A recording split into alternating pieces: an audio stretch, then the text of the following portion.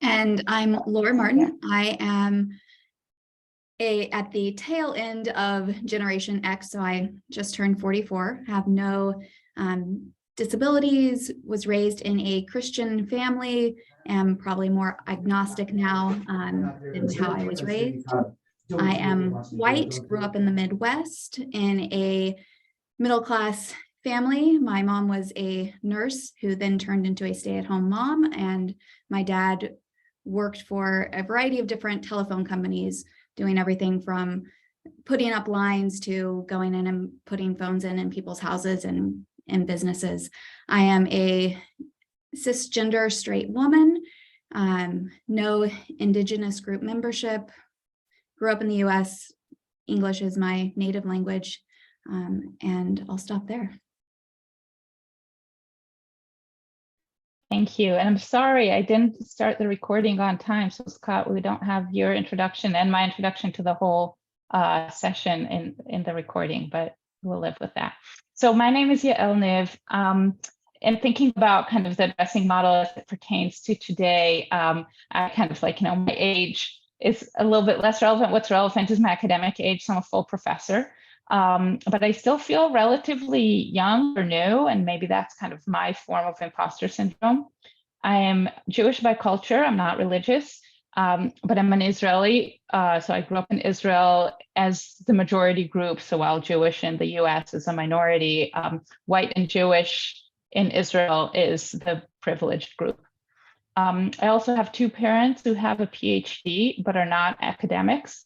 So that was totally normalized for me from the get-go. I actually didn't know that you can stay in academia with a PhD. I never even thought of that. I was raised middle class and later even upper class in terms of socioeconomic status, but so I'm incredibly privileged, but I should say that my family, I'm second generation Holocaust survivor. So this kind of ethos of building from scratch. My scientific identity is really most strongly that of a woman in a male field because I was trained in computational neuroscience. I was often the only woman in the room or one of two women in a room full of men. So I feel like in that sense, I'm part of a discriminated group in science. And with my Israeli kind of, can't be quiet about something that bothers me personality, that has led to activism in this area of gender biases in science. Other than that, I have no disabilities. I'm a straight cisgender person, so pretty much almost as privileged as it gets in academia. Okay, so let's go to the next slide. How did I do that? So Scott, you can take it from here. Oh, I think we skipped a slide. Oh, did I skip a slide? Oh, sorry. Of course, I was going to talk about the outline. Yes, so that. So what we're going to divide today into three parts. Like if some of you are Israeli, you know that people always say in the Israeli army that everything is divided into three.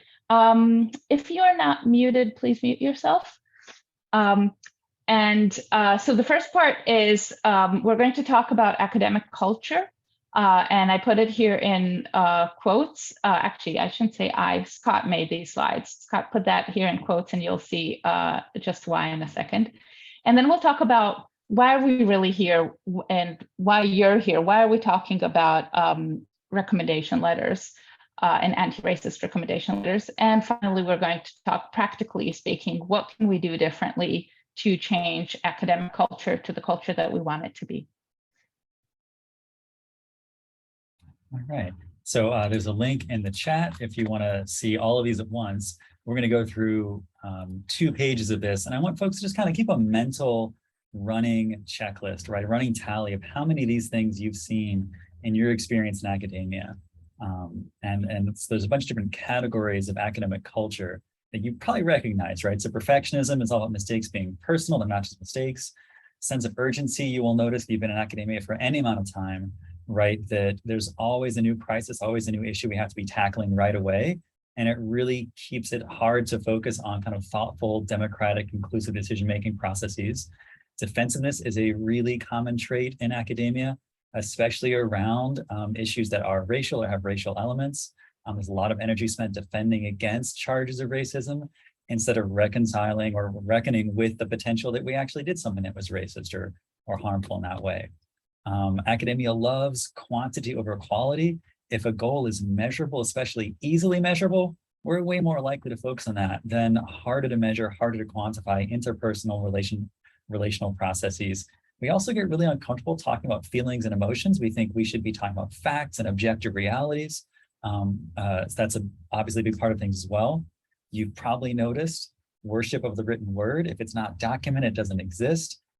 It's very difficult to convey information in ways that are not written down. And we even really highly value folks who are excellent writers when writing skill isn't the necessary skill in that context, right? Even when we're in relational contexts, we still value written ways of conveying information. Lastly, the only one right way, right? The sense that people in power, folks in running the college, running university, right? They kind of know the right way to do things and that there's only one correct way to get things done. Let's advance our slide. So kind of keep a mental checklist, right? Which of these things have you seen? Paternalism, quite common. There's a lot of either or thinking, a lot of it's got to be this way or that. Oh, we can't blend ideas. We can't come to, nice kind of synthesized solutions to complex problems. There's a lot of power hoarding you've probably seen as well. Folks with power rarely want to share that power. And they think that they have the best interests of the community involved. And so they don't really see a need to share power. We see a lot of fear of open conflict. It's much easier to just ignore issues around race and racism on our campuses and in our academic communities. And when these issues do come up, right, Black individuals often get blamed for bringing them up. They get the burden of bringing these things up. And often the burden is put on them to solve it as well. Academia is rife with individualism, right? This idea that individual scholars do work on our own, we publish on our own, we do projects on our own. When in reality, that's not how the best projects get done. It's rarely the case that individuals are the only ones working on projects. You've probably noticed the belief in objectivity, right? That we can be objective in our thinking, objective in our research, that objectivity is even possible, right? We are subjective creatures, objectivity is illusion. And lastly, the right to comfort, right? That folks who are in charge shouldn't have to deal with difficult issues. They shouldn't have to handle the discomfort that comes with complex communities interacting over complex issues. So, right, tally this up, right? In your brain, think, have I seen these things? Have I seen any of these things? Because the next slide, right, Yael, you get to kind of take it from here, but this is our list of ways academia often looks. Right. So the interesting thing about this list that Scott just read out to you and that we all learned about our panelists learned about in the Academics for Black Survival and Wellness course is this academic culture. Actually, this list does not come from a description of academic culture, but actually from white supremacy culture as it was described by Tema Okun in there's a source in 2021, but much earlier than that. So really, when we're thinking about all these cultural characteristics, they seem like they are how academia needs to be and how academia is, but they are really an adoption of white supremacy culture, a culture where and this is, in quotes, this is not, white supremacists necessarily as you think of them, but it's a culture that really elevates whiteness and makes it comfortable for some people and not others. And it's a choice. It's a specific choice of what we want our culture to be. In the way Scott went through that list, there you can see that there's an alternative to each one of these. We don't have to, for instance, only work the written word. We can have other ways of knowing and expressing knowledge. There's not only one right way. We don't have to be defensive for everything that we do. So these things that we take for granted actually create a culture that makes it very uncomfortable for people who don't buy into this culture to be part of our community. And so if you look at academia through this lens of white supremacy culture, and think about why we're here today and why you're here today, you can recognize that this impacts every step in the academic process, from recruitment through graduation, in teaching and learning on campus. And we recognized through the Academics for Black Lives workshop that as faculty members, and as members of this academic culture that is very much a white supremacist culture, that we are the gatekeepers to opportunity. So again, from this quote that you can see on the slide, talent is equally distributed, but opportunity is not. And we are some of those gatekeepers. And one of the places where we can start to change this, and we'll be talking about today,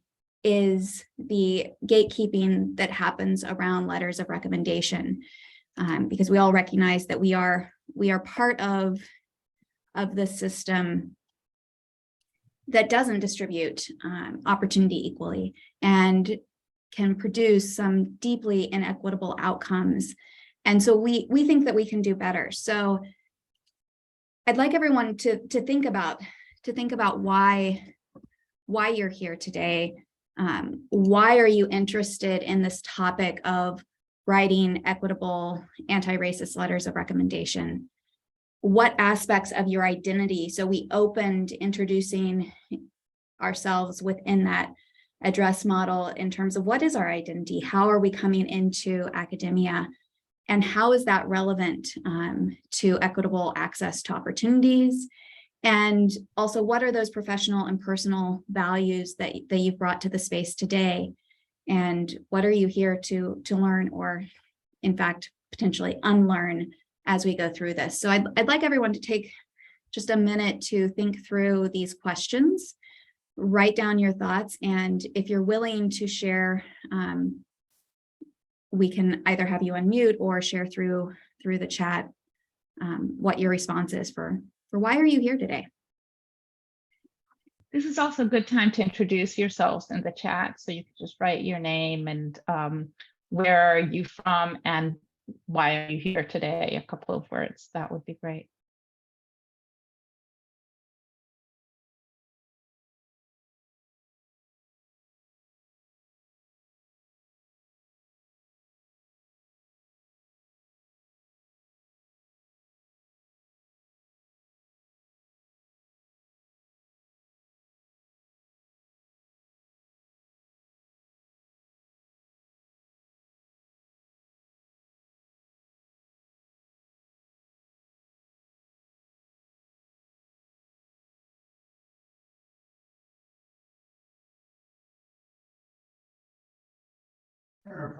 Potential problem with incompetence and corruption, jobs became special.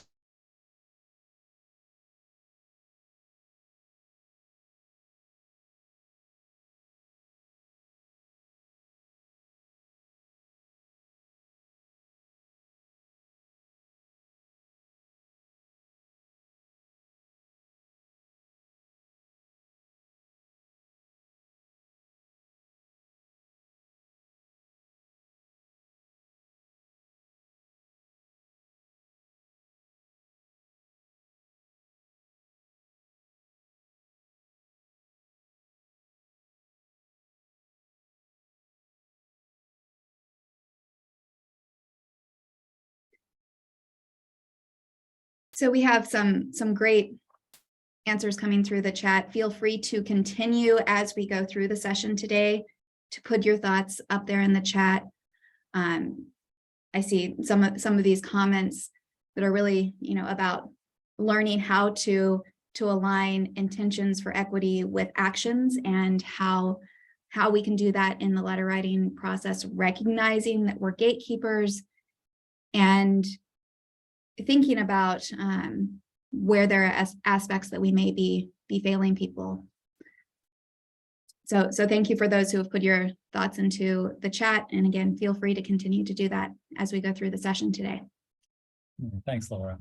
So it's clear from what we've seen so far in the chat, and the reason we're here is that we can do things differently. We can write better letters, but there's plenty of general guidance in there on how to write a better letter, right? But with very few exceptions, the guidance that's really commonly easy to find, that doesn't address issues of bias, that doesn't address issues of racism or sexism. And even when those kinds of guidances do address these issues, they're often very much about kind of like thinking through your own biases, right? Making sure that your biases aren't coming through in how you're writing. And that is important work. But that is also not enough, right? It's not enough to write a better letter. It's not enough to write an unbiased letter. That we really believe that the purpose of the letter we're pushing for isn't just correct our own biases, it's also acknowledging system biases. It's pushing back against racism. And it's not enough to just be non-biased. We think you have to be anti-racist as well. So the kinds of advice we typically see in other letter writing kind of guidance is here on the screen. And this is solid, this is strong. I would say we should do all these things. But we also need to do more than these things. This is not going to get us where we need to go, not where your intentions you're sharing in the chat need to get us to go.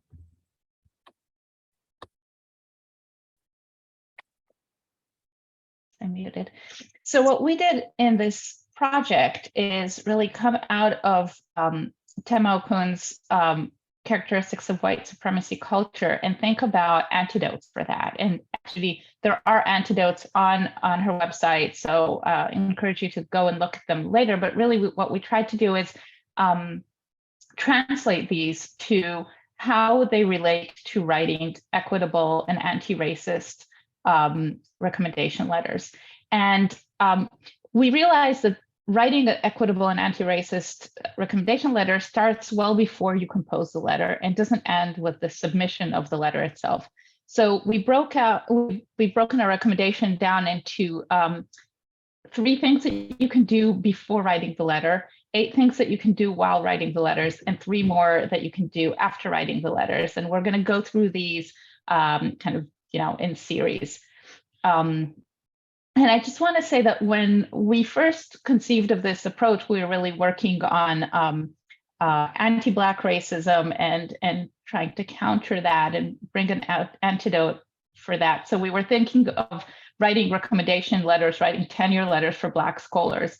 But the further the project went, the more we realized that actually this approach would be appropriate for all scholars and for many kinds of letters. And I can say personally that I've already used this.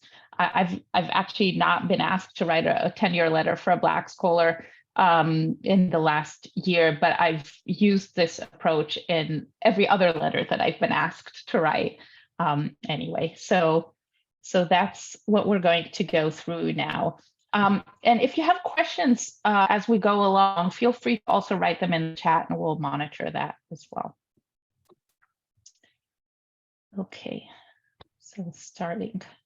Yeah, so we'll start by having you do something in your own time, not exactly right now, but that we just did to model for you, right? Reflect on your own identities, right? Think about your positionality in respect to the scholar you're evaluating, their institution, academia in general. Thinking about how your identities kind of shape what you value in colleagues and students. That's a really important part of this work. We can't pretend that we can just be objective evaluators. We all have biases built into us, many of which are connected to the identities we hold and the positions we hold in relation to our peers. Going through this process helps us undercut these white supremacy culture notions of objectivity, of thinking there's only one right way to do things, and even the right to comfort.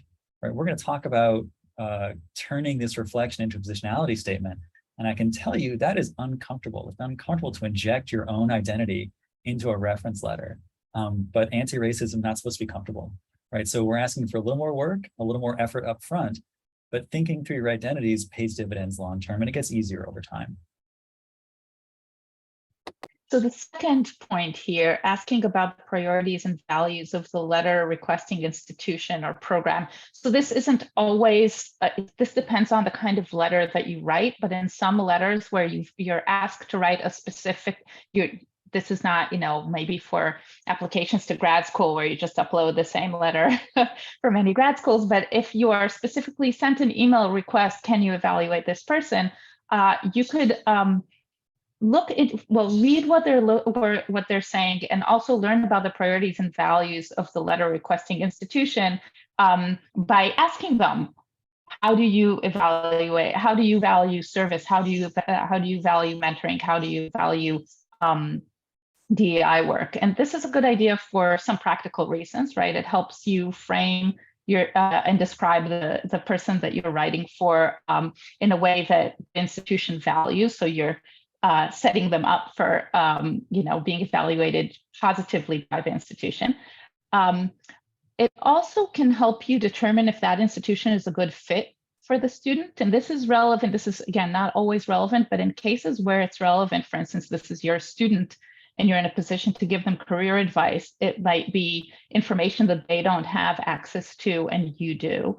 Of course, if you have doubts about their fit, that shouldn't show up in the letter, but you can discuss it with the student.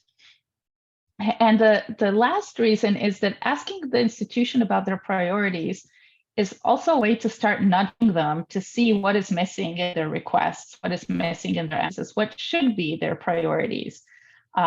Basically, if they hear it enough times from enough people, then they might change their thinking as well. And I can give you an example that just happened to me in the last few months, where I was asked to write a tenure letter from a very prominent department with a very prominent university, and their requests mentioned scholarship and mentioned teaching and didn't mention service at all, didn't mention mentoring, didn't mention DEI, didn't mention any of it. And I wrote back saying, I am disappointed to not see this because it's really important. It's such a part of, such a contribution that we make as scholars to the community is through our mentorship of our trainees, through our service to the community. And I hope you just omitted that from your letter, but you actually do value it.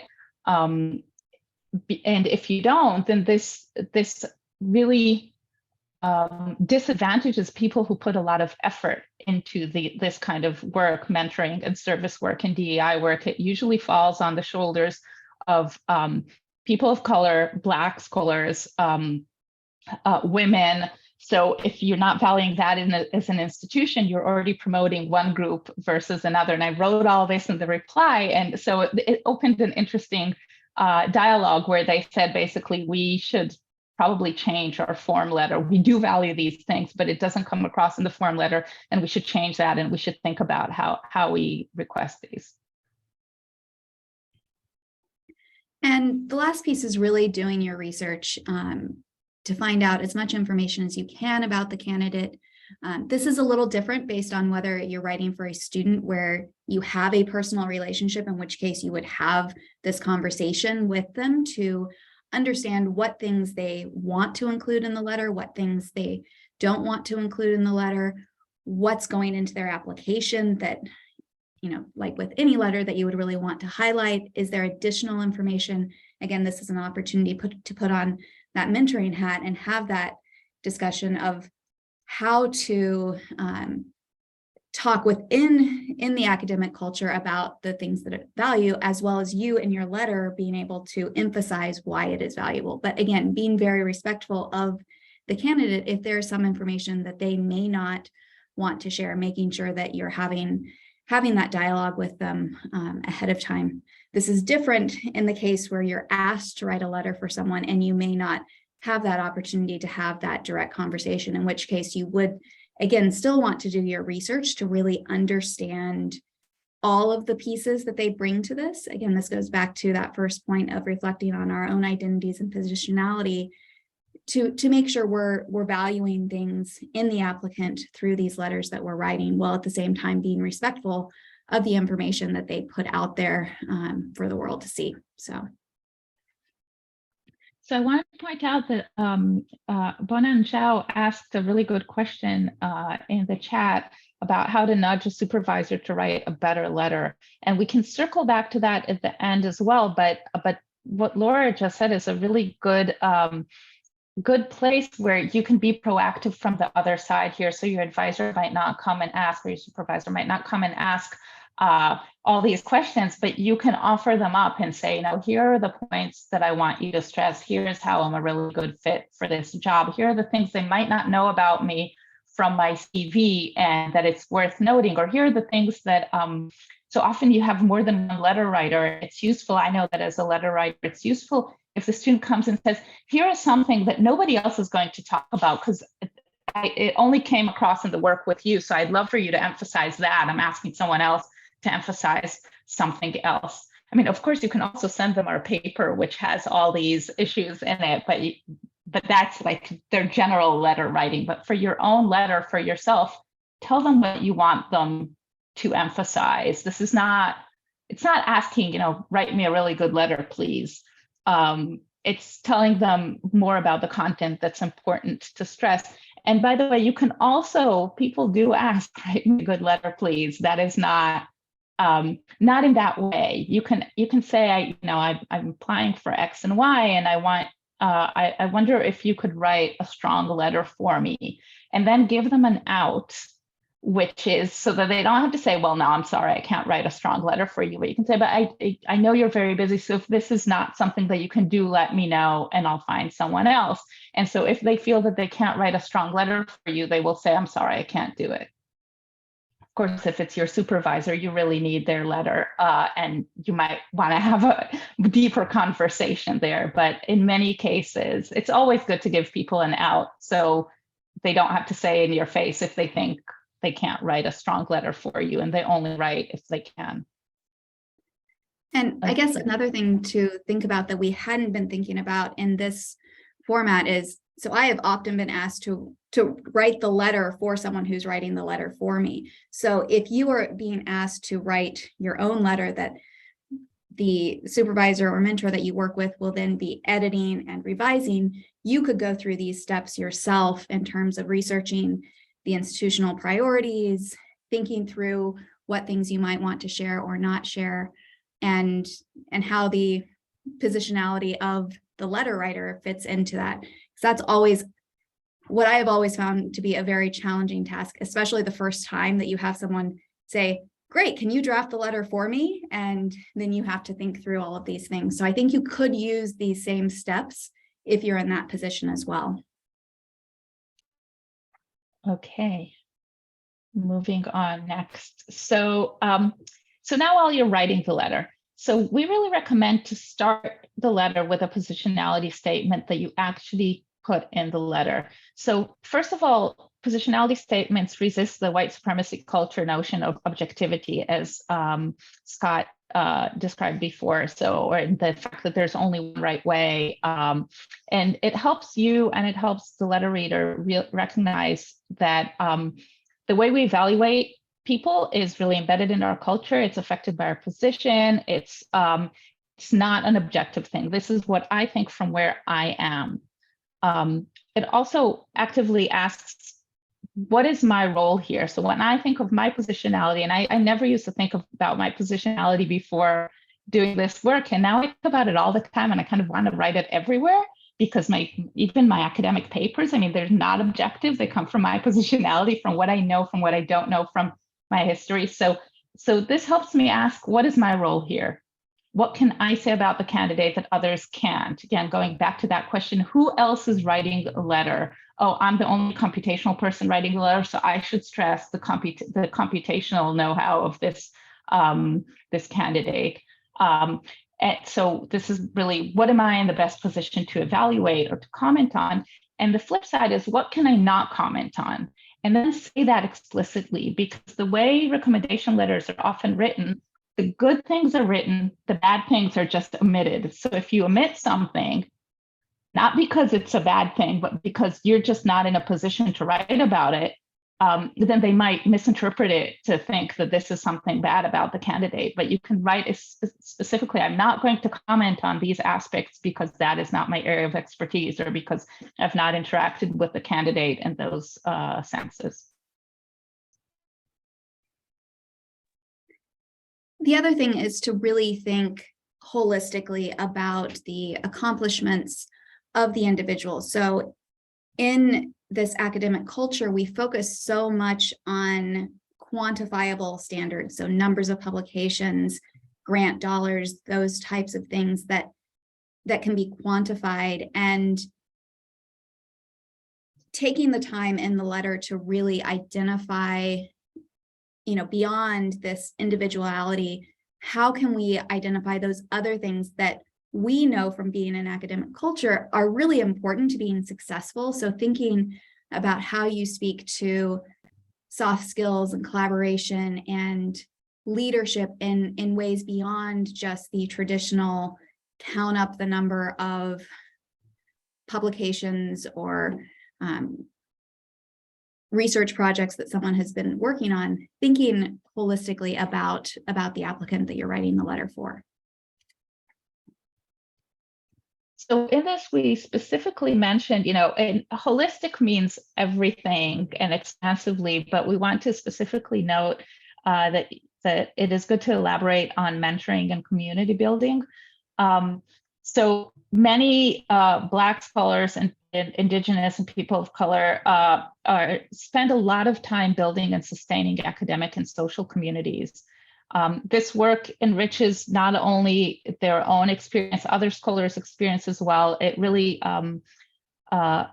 contributes to the department, to the institution. So addressing their mentoring and their community building is a way to show our appreciation of this. It resists white supremacy culture notions of individualism and quantity over quality. It rewards people's work holistically.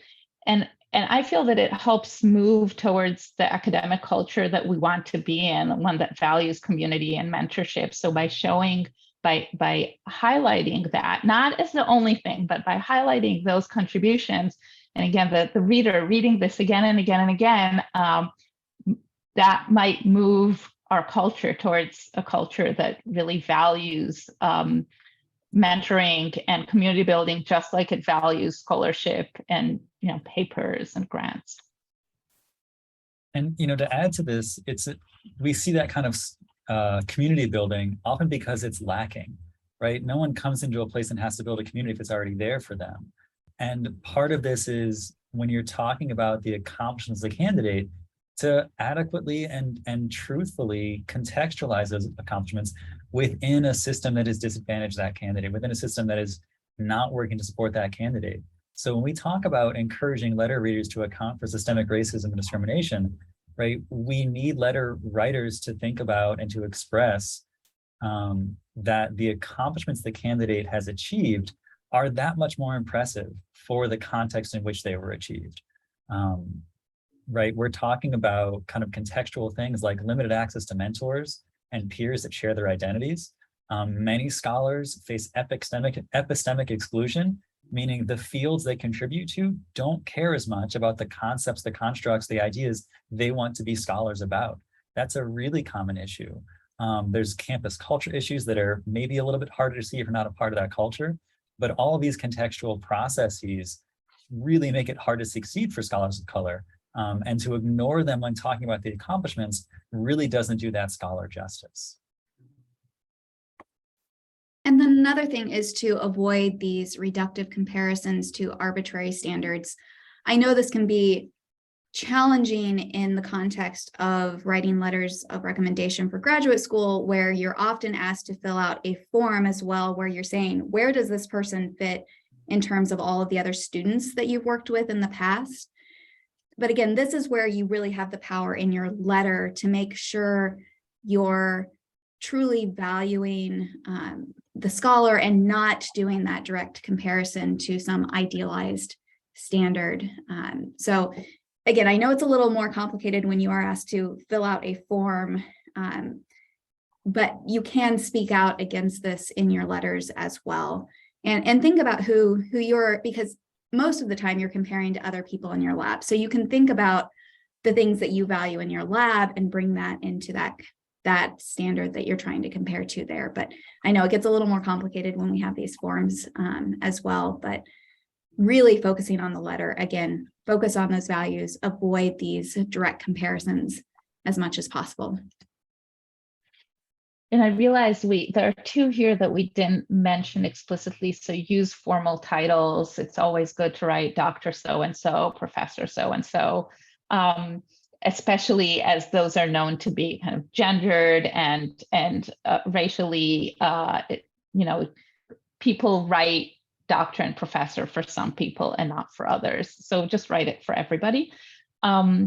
And also at the end, these are all of our recommendations for when writing the letter. And the last recommendation here is to check in with your values at the end, to read over the whole thing and think about, does this really achieve my goals in writing a letter, an equitable anti-racist letter.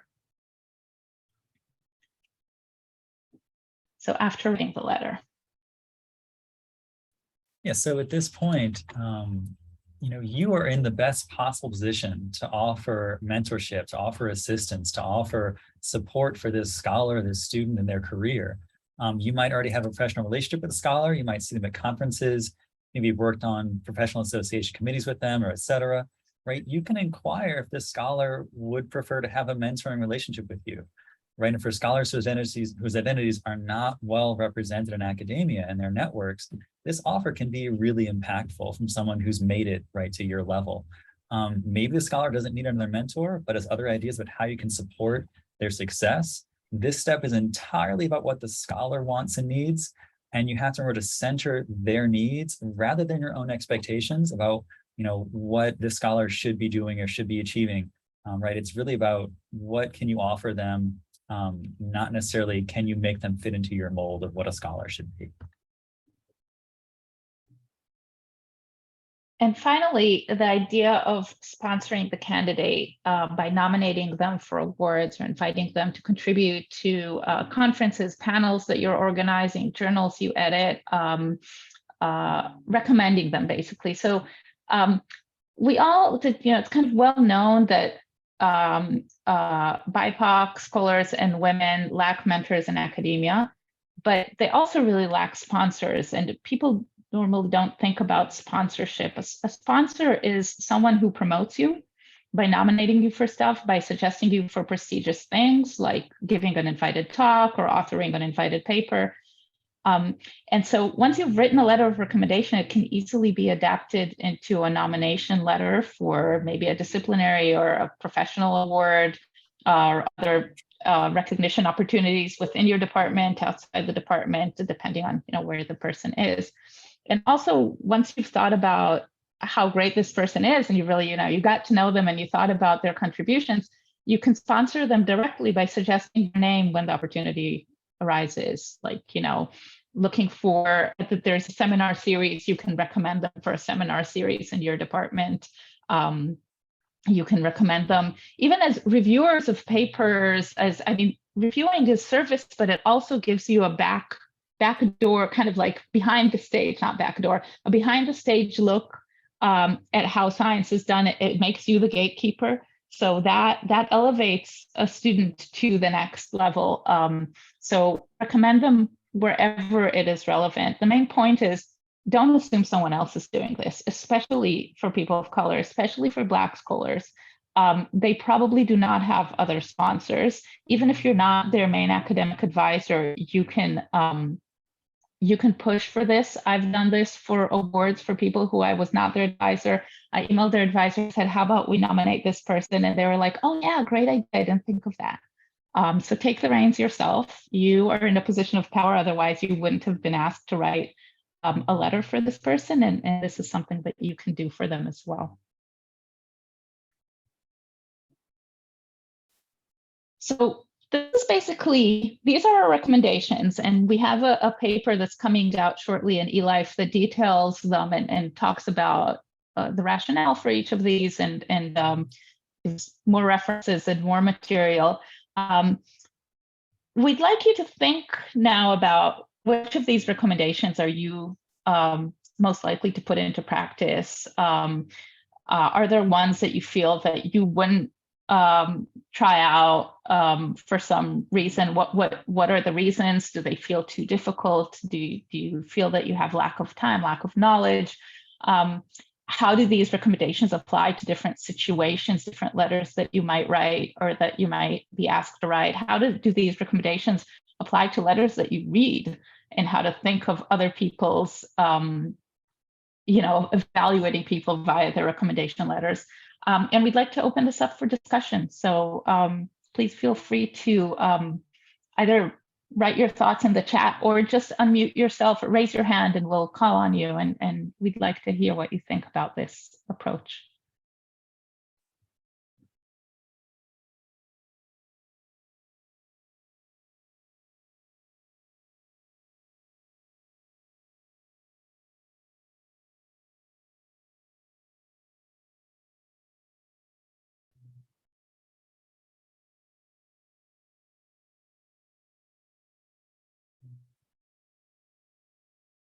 Thoughts? Emily, go ahead. It's not really responding to your question, but it's asking another one if you don't mind. No problem. It's I've struggled with what to do about this particular issue, and so I would love your thoughts on it, which is that in assessing somebody's whole character, oftentimes, I mean, as you're saying, that goes beyond like talking about the articles that they've published or the grants that they've gotten. And so some advise, talking about their perseverance, their ability to work through obstacles, essentially grit. But how that plays out with members of different groups, like, reads really differently. So, and I had this, like, just to be really frank and honest about it, I messed up, I feel like, in trying to write these letters for a student that I was working with, a Black man who grew up in a pretty challenging part of LA, and knowing his background story and where he was, I felt like this is like the like quintessential case of grit and perseverance despite obstacles, finding resources, taking advantage of resources. And I thought someone like me would love to see this in a letter and would know that, like, yes, this guy absolutely has what it takes to nail this world. And so I wrote that. And then I told him that I wrote that, and he said that he didn't want that shared because that isn't part of his professional life. And he doesn't want that to be part of, like, how he is portrayed or presented or remembered for. And so I took that out at his request. But, like, so that's what I'm grappling with, is like, how do we make assessments of the whole? That's an extreme case, I feel like, because he was, like, in my mind, the best case of grit, and taught me an important lesson about that. So what are your reflections on that experience, and how do you talk about the whole person without falling into, like, that kind of predicament that where I basically messed up? Thank you so much for sharing that. I think you taught us a really good lesson here, because I'm thinking as you're talking, I don't talk to the person that I'm writing the letter for about the letter. I never share the letters with them. I know that I recently read on Twitter that it's a really nice thing to do, because it's really nice to share, because it could really elevate someone's self-esteem. And I thought, and I've never done that, because I always felt that they should be confidential, and I don't want it to be kind of tit for tat, like, look, I wrote you such a great letter, now you should be, whatever. I don't want people to feel indebted. But you're giving me, you don't have to share the letter. You can just, you can ask about these things. You can, it exactly the way you did it, I think is really smart. And if in doubt, you can ask the person, would you like me to share this? This is how I'm going to frame it. What do you think about it? That's one side of the question. The other side that you started with is, the reader might not read things, might not value things the way we value things. And I was thinking of that when I was talking about mentioning their mentoring and community building. And I said, well, not only that, because then it'll like, oh, so their scholarship is crap, you're only mentioning this. And it's a real dilemma. I don't know. I wonder what others here think, what Scott and Laura think, and what everybody here thinks about how exactly, again, like, if we're stressing that for a Black woman, it exactly puts her in the point of, okay, she's the mother figure to some scholars. She's not an actual scientist. It sets up some contrast that we didn't mean to set up at all.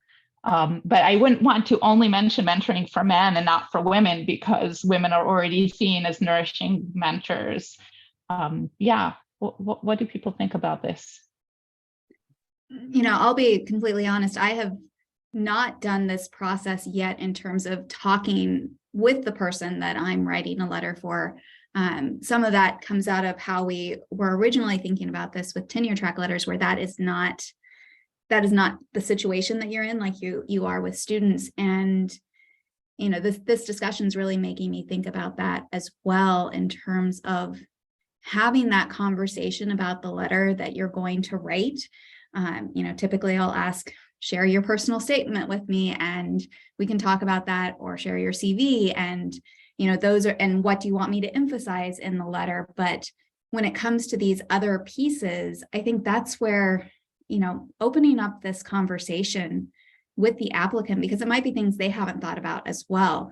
And so we can start to work together to figure out how do you frame all of those things in a way that is what the applicant wants to be shared, as well as helping them navigate this academic culture that, we're trying to navigate ourselves. So I think it's an opportunity for all of us to learn. Like I said, I haven't actually applied this yet. So I'm here learning with all of you as we go. Yeah, I'll just say really briefly, I agree entirely. And Emily, I've had a similar situation where a student asked me not to include some aspect of their identity because they thought it would disadvantage them in a certain program. And those conversations, right, they come to us for letters because they trust us, for students at least. We should leverage that trust. We should sit in that and ask them to think through these things with them, because that's the relationship we've cultivated with them. Let's use that relationship to make the process better. Yeah. Michael? Yeah, it hasn't come up much in my career to do this, but obviously you don't share letters if it's a tenure letter, but for a student, even though I haven't done it in the past, I don't see why there's a problem. When someone asks me to write a letter and, they just took a lecture class with me and got a B, I'm open with them. I will write a letter for you, but this is all I know about you, if that's what you want me to write, but you should probably get a better letter. If I'm trying to advantage someone who I perceive as disadvantaged for whatever reason, whatever aspect of their, of them that I worry disadvantages them, if I'm planning on writing a positive letter, why not share it and say, here's my concern, and you're better positioned to address this concern than I am. So tell me if I did anything wrong here and I'll try to make it better. And that seems like an extremely good thing to do. Yeah, I can add to that. Sorry. I can add to that one experience which I had, not with my own letter, but someone that I was mentoring, saw a letter that someone else wrote for her. I don't think they meant to share it with her, but she saw it and she was really insulted by one part of it. Was really, really upset. And I thought the letter writer surely did not intend to insult. So that's another situation where actually, had they shared it with her in advance, she could have told them that this is not how she wants things to be mentioned. Unfortunately, she would have been insulted anyway. Like, she was insulted. This is what this person thought about her. So that's a little bit of a, potential cost to sharing your letters. But if you really want to help the person, you want to make sure that they get the best letter. Emily? Sorry, I just typed it into the chat instead. Yeah. I think it can go many ways. Also, I sometimes wish my students and postdocs saw the letters I write, just so they know how detailed they are. When they ask me to write a letter, don't give me any details about what I'm writing for and what they want me I don't just write these in like 5 minutes. I put a lot of detail, so give me some fodder. But that's just to help me. Yeah. It's hard. I think people don't appreciate how hard it is to write recommendation letters, how stressful it is, because you really are a gatekeeper and hold so much power in your hands, and you want to really represent this person well and do the right thing.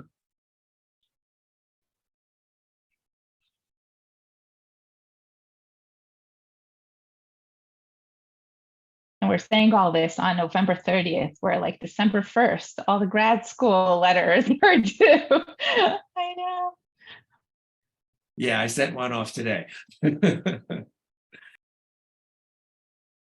you all have examples of ones that, I mean, even if they're not about real students, to preserve, that relationship and confidentiality that you can share that incorporates all of these elements? Because I understand what you're saying in theory, and in theory, I feel like I'm doing it, but you get another layer of insight when you see in practicality, what does it look like? When you put all this together, this is the gestalt of a successful letter. And then it might be easier for me, at least, to make a comparison between how do I do it and what does a good one look like? I think it's really individual. Like each letter, different things will come up, but what's made a big difference for me is one, thinking about my positionality and often writing it's not like a tome, writing a sentence or two. I'm going to write this as a computational cognitive neuroscientist. So these are the aspects that I can talk about most, or I'm going to write about this, knowing this person's mentorship because they are, a close colleague, something of that sort, to say, why am I talking so much about their mentorship? Well, I know about it, and someone else might not know about it. So that's one place where it's really made a difference for me. And the other main place is that really thinking holistically about all their contributions and making a point of saying, this is a contribution to science. This is not just they're a nice person, they have grit, they are hardworking. I kind of think, we tend to think about contributions to science as, that written piece, right? The papers that are published. But when you're thinking of someone who is mentoring and raising another generation of scientists, and these can also be our graduate students. They also mentor students. They mentor undergrads. They mentor more junior graduate students. They mentor RAs. It's not only what they've contributed so far, it's what those people that they've elevated will contribute in the future. That's also part of their contribution. And so saying I try to frame it all as contribution to science. This is not like second class contribution. It's the same kind of contribution.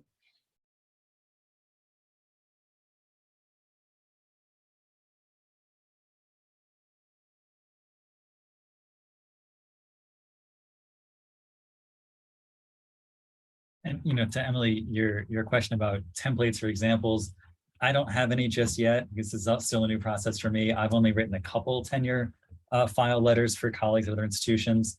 And I'm still working out the details of what this looks like for an undergraduate, right? If they're taking for classes or have my research lab or things like that.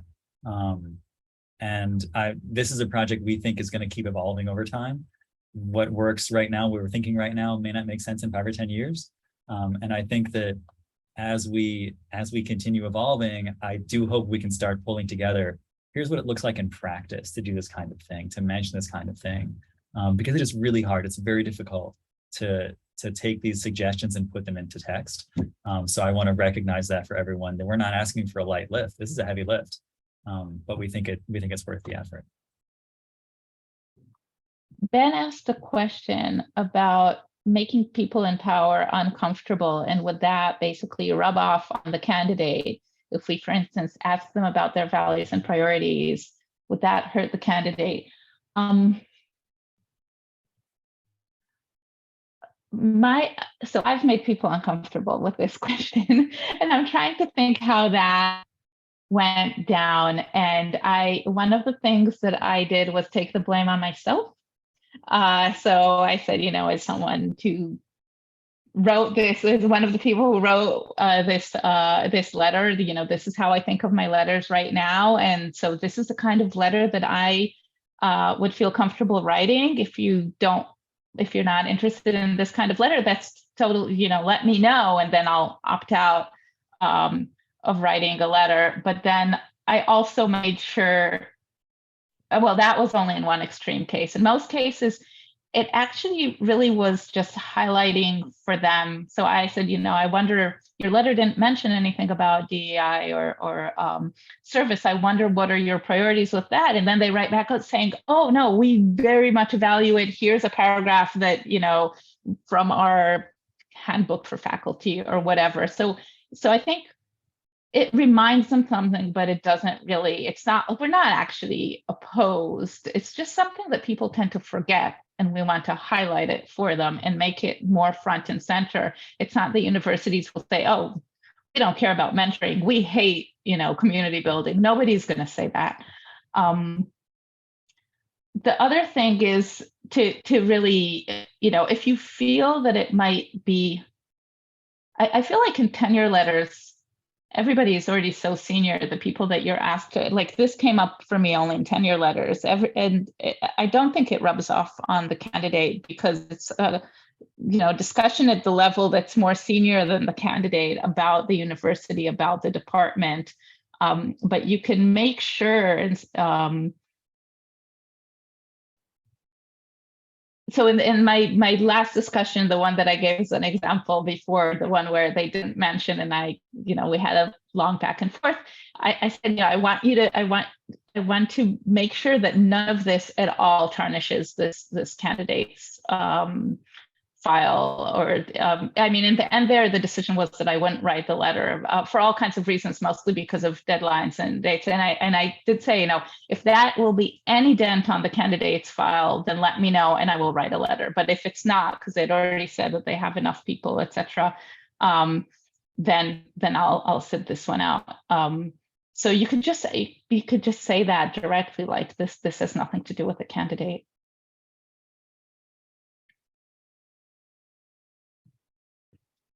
Other thoughts, questions?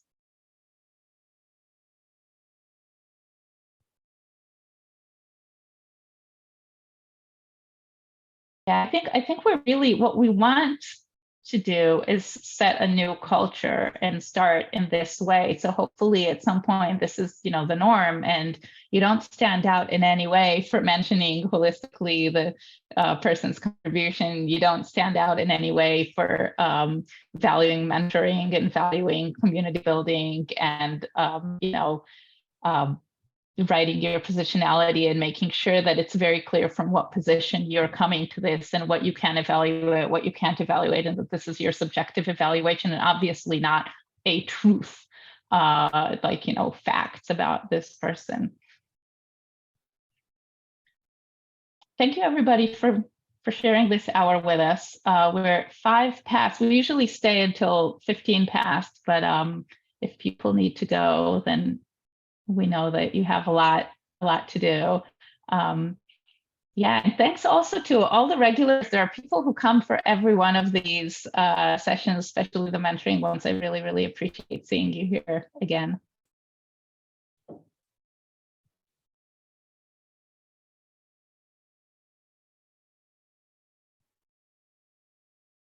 We'll put the slides online and we'll put the recording online, of course.